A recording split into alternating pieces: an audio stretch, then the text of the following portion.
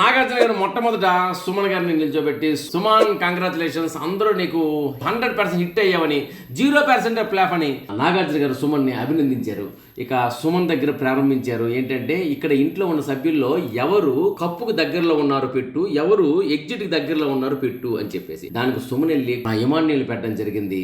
ఇక ఎగ్జిట్ కి దగ్గరలో ఉన్న వ్యక్తి ఎవరంటే శ్రీనివాస్ సాయిని పెట్టడం జరిగింది. ఆ రీజన్స్ కూడా తను చెప్పాడు. అక్కడ నుండి ప్రారంభం అయితే మిగతా సభ్యులందరికీ ఇదే మ్యాటర్ అడిగారు. ఆ సభ్యులందరికీ కాస్తో కూస్తో తెలివి ఉంటూ బాగుంటుంది కదా, కానీ తెలివి అనే దానికన్నా వాళ్ళలో ఒక ఈర్ష్య అనేది మొదలైందని మాత్రం చెప్పగలం. ఎందుకంటే సుమన్ అనే వ్యక్తి అందరి చేత శహబాష్ అనిపించుకొని 100% బాగా ఆడుతున్నాడు, హిట్ అయ్యాడు అని చెప్పేసి మార్కులు తెచ్చుకున్నారు సుమన్ గారు. అంటే మేమంతా ఆడేందులో పిచ్చి వాళ్ళమా? కాదు కదా.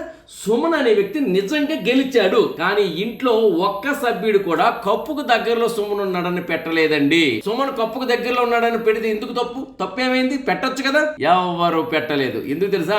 సుమన్ గెలుపుకి ఎవరు అంగీకరించట్లేదు. రచ్చ గెలిచాడు సుమన్, కానీ ఇంట గెలవలేదు కాదు, గెలవడానికి అవకాశం ఇవ్వట్లేదు. ఆ గెలుపుని అంగీకరించట్లేదు. అన్నా సుమన్ అన్నారు రచ్చ గెలిచావు, ఇంట్లో గెలవలేదు అన్నావు, ఆ గెలుపుకి అంగీకరించట్లేదు.